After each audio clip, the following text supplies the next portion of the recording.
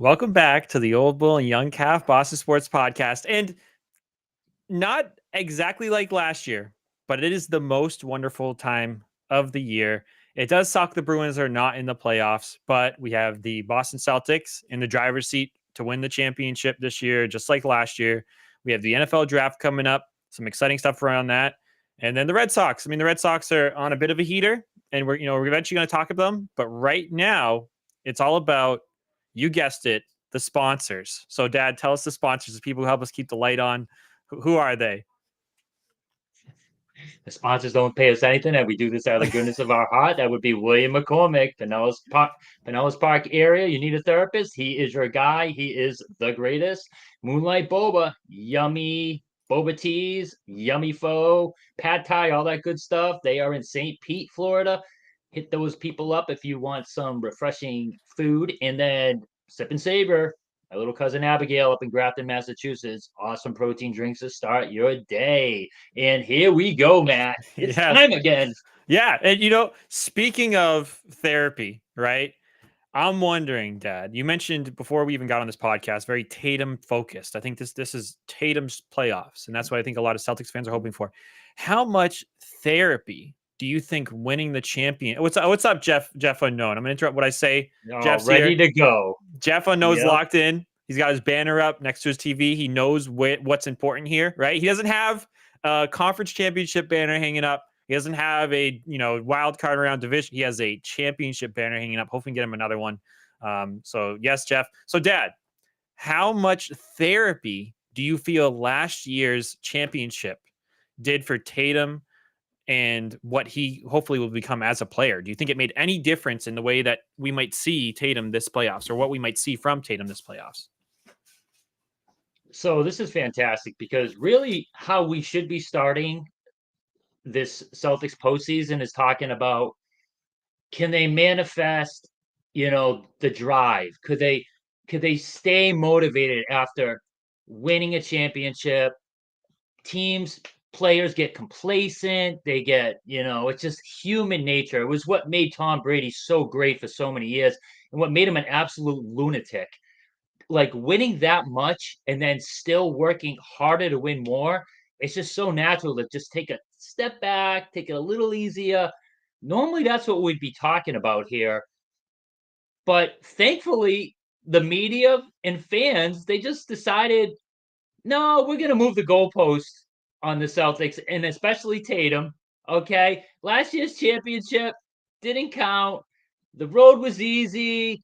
Tatum Brown was better. Tatum didn't do this. He didn't step up, didn't do this. So luckily, instead of being smart and making Tatum and the Celtics feel like you won your championship, you can take your foot off the gas a little bit and relax. No, they just threw gas on that fire, fueling Tatum's motivation and the rest of the Celtics too, because they hear it also. They hear that, about the path last year and how it's almost like a fake championship because it was so easy for them going 16-3. No, it was easy because they made it easy because they were that good. So, the Celtics feel like they have to prove themselves again, which is an amazing thing because usually you're just fighting complacency the second time around. So do you feel like there's going to be a different Tatum this playoffs, Dad, now that he has that monkey off his back?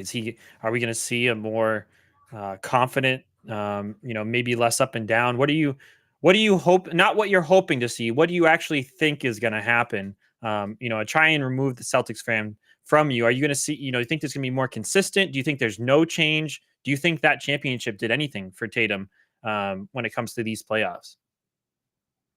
Well, I don't know, Matt. I think we're gonna find out pretty early though. Oh, If we we see the will. same Yeah. Tatum, yeah, if we see the same Tatum we have been, which is distributing the ball, moving it, not forcing the issue, then that's a great sign, and letting the game come to him. All those old boring cliches, because that's when the Celtics are at their best. He's going to get double teamed a lot. Keep moving the ball. Stay away from those sidestep 3-pointers, ISO ball. He's been doing so good at staying away from that this year. Let that continue in the playoffs. Let the game come to you and just take the high percentage shots. And the more you keep winning, eventually people are going to have to shut up and start crowning you the best. That's all there is to it. Uh, Let me tell you, Colin Cowherd had his top 10 players in this NBA playoffs. And it was absolutely disgusting to me. Tatum was sixth. Okay. I'm sorry, especially when it comes to the postseason in the NBA. Defense is a huge, huge factor. You just don't chuck it up to, oh, yeah, and he plays a little bit of defense. Defense is everything in the postseason. And Tatum, I'm sorry, he is the most complete player. He is the best player. Yep, Jokic gets better numbers. He gets a couple more points a game. He gets a couple more assists a game. He gets a couple more rebounds a game. But he cannot hold Tatum's jock when it comes to the defensive end of the court. So to Yeah. me, I'm sorry. That's the biggest thing. The closest you can get to him is Shea Gildas.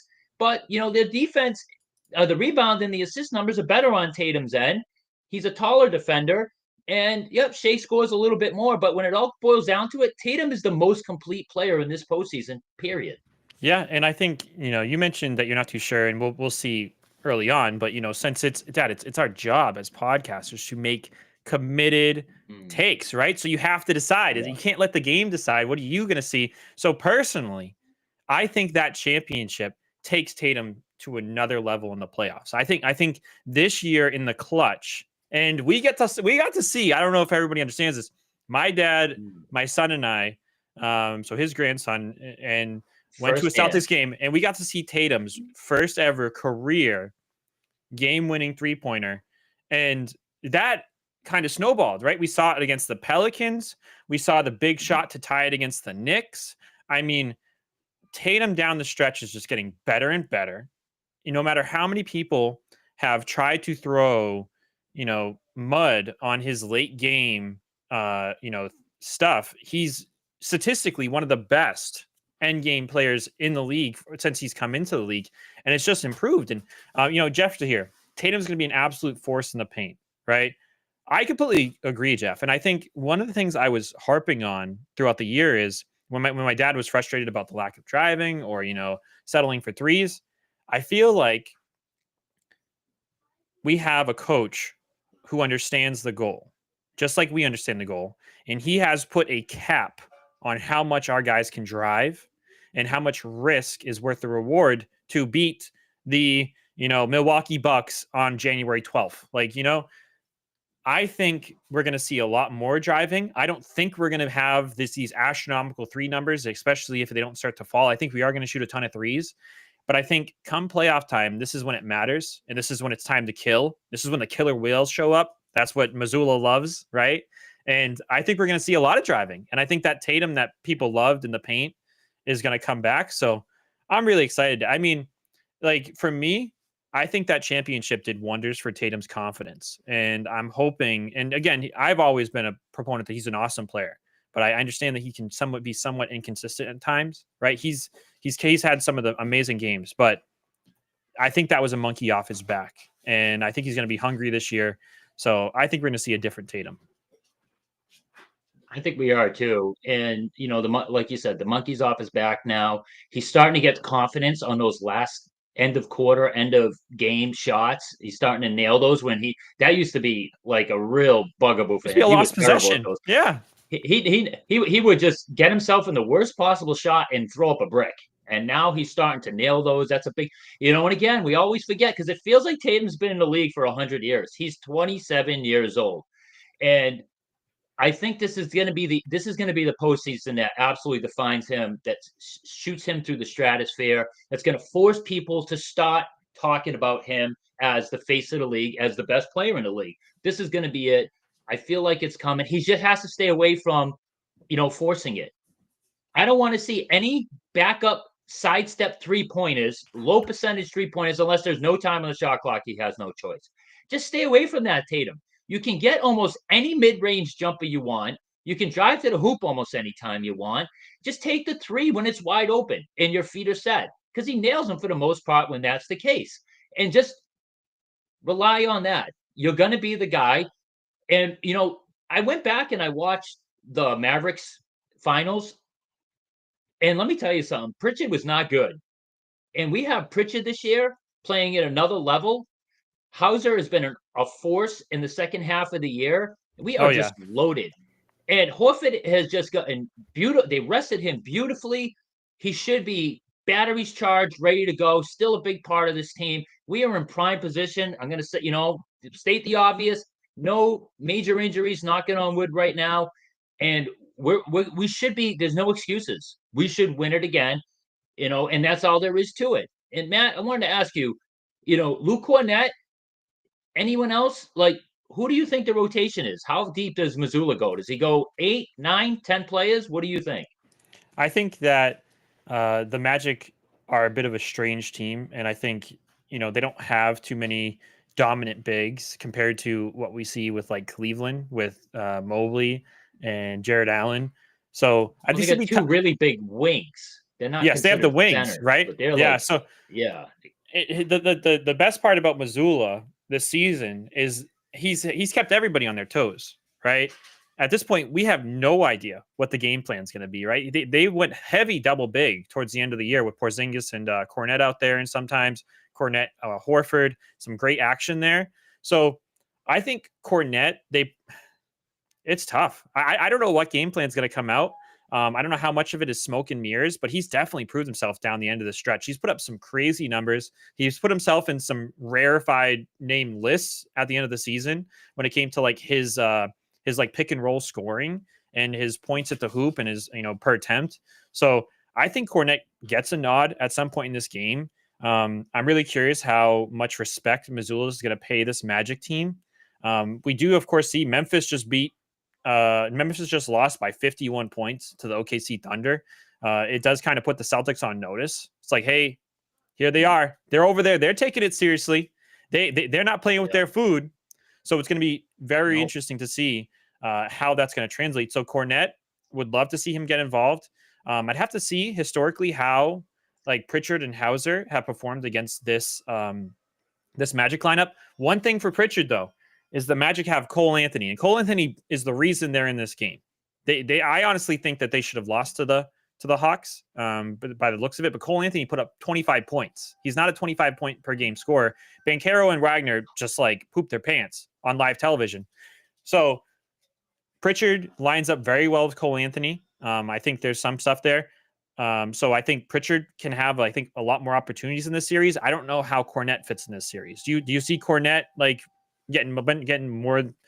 I think Pritchard gets the most minutes out of the three. Maybe Hauser because of those wings you were talking about, but Cornette, I don't know where he fits in. You can remember Horford also comes in off the bench. So the dilemma is now that Horford and Porzingis both healthy. Does Cornette play? Playoff rotations get cut down, and I'm hoping that Missoula resists the urge to just basically rotate in Porzingis and Horford and keep Cornette on the bench. I love what I've seen from Cornette towards the second half of the year. Everyone talks about cookies and cream, Porzingis and Brown, the chemistry they have.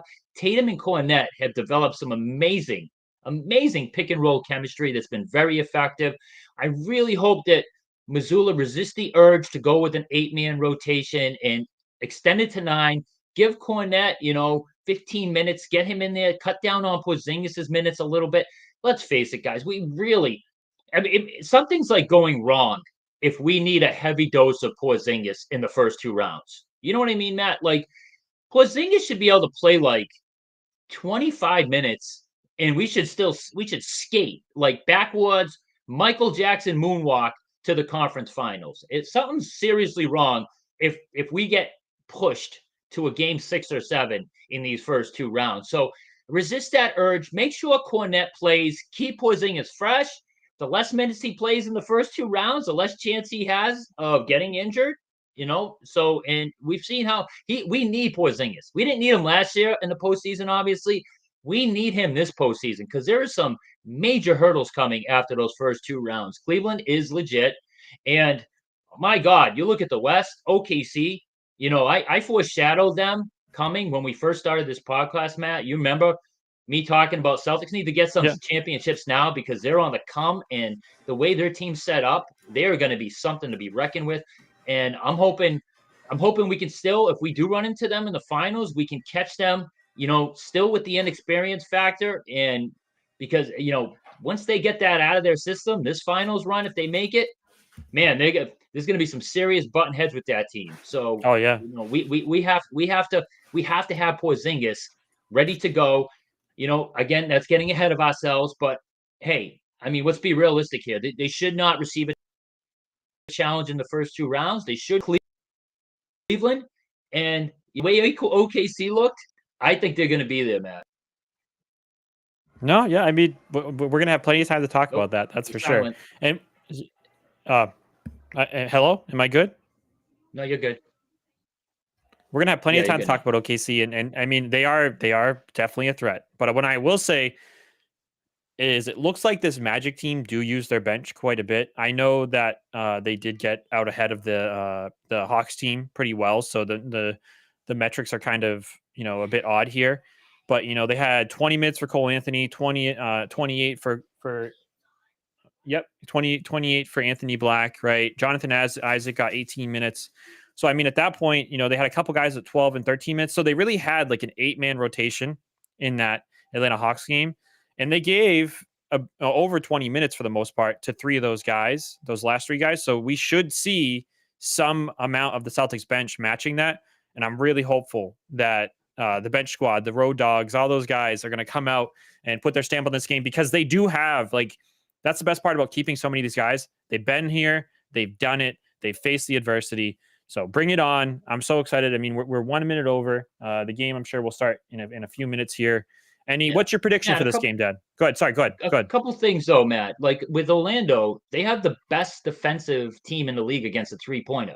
So that's something to keep in mind. Like they hold teams to the least amount of 3-pointers. So they defend behind the arc really well. Celtics, again, I don't want to see anyone forcing anything unless there's 2 seconds left on the shot clock. Move the ball or drive to the hoop. It's as simple as that. Like, don't force anything against these guys. They do take chances beyond covering guys beyond the arc, so you can drive by them. So that's really important to keep in mind. They have the length to defend the Celtics. Not many teams do. That's why, with the exception of Garland, Cleveland could be a problem. They have the length. Orlando's very long, very tall team. So just keep all that in mind. And one thing I noticed in game 2, people forget game 2 of the finals last year against Dallas. The Celtics were atrocious, absolutely atrocious shooting the ball, especially from three. They shot like 22% for the game, but it didn't matter because they played defense for a full 48 minutes. It's always about that. Not playing for 40 minutes, not playing for 42 minutes. You play defense for 48 minutes, especially against this Orlando team, who is one of the worst scoring teams in the league, the lowest amount of points. And you're going to be in this game no matter what, even if you struggle from three. So it's just about not being lazy, not taking possessions off, making them earn absolutely everything on when they have the ball. Yeah, I know, Dad. You sent me a text last night, but the hope is that the Celtics cover the spread and they win this game handily, right? I mean, that's what my dad wants. That's Every what I game. want. But that's Yeah. also what they're We capable want of, the starters on the bench in the fourth quarter for the fourth quarter. I and mean, that's that's what 100. the ultimate goal is every playoff game. And that's what this team is capable of. So that's my prediction. This game, I think they are going to cover the spread. I think they're going to set the tone. I don't think they're going to play with their food. I think this is what they've been waiting for all season, and they're going to make some stuff happen. What do you think is going to happen this game, Dad? So obviously, I'm picking the Celtics to win. Uh, I think the beginning of the game is going to tell us if we're going to have a game or not. If the Celtics are just kind of too hyped and, they start off 1 for 14 from three and it's close, it's going to be a slog the whole way. If the Celtics come out and just jump on this team and they're hitting their threes early, it's just, we should have a cakewalk, I'm hoping. So I think the first like 10 minutes of the game, first half of the first quarter, maybe, is going to let us know that no, we're going to be in for a fight today, or no, this is going to be a nice, easy cakewalk, and it's a matter of when the subs come in. So, but my guess is, you know, it's going to be a blowout. That's my prediction because Yep. I just feel like they're going to play the full 48 minutes. It's the first game of the playoffs. Everyone's like super jacked for that. So Orlando's going to struggle to score, and we're at home and we're just going to run it up on them, and they're going to be like looking at game 2 pretty quickly. Heck yeah. All right, well, go Celtics, everybody. We'll be back here after the game. And just a reminder, anybody who sees this and doesn't see the post game, we're not going to be here tomorrow. There's going to be a lot of episodes this week, so we got to manage that. So they're going to save ourselves. So Yeah, we got more pregame and postgame on Wednesday for when the Celtics play, and we're going to be on air for almost the entire first round of draft. Well, at least I am. I don't know if the young calf can be. That's my plan. We're going to be on before the draft. Yep, and we're going to be, and we're going to stay on even after when the Patriots pick at 4, because there's a chance they can move up to the end of the first round. Like there's a lot of talk of that too. So yeah, no show tomorrow, people.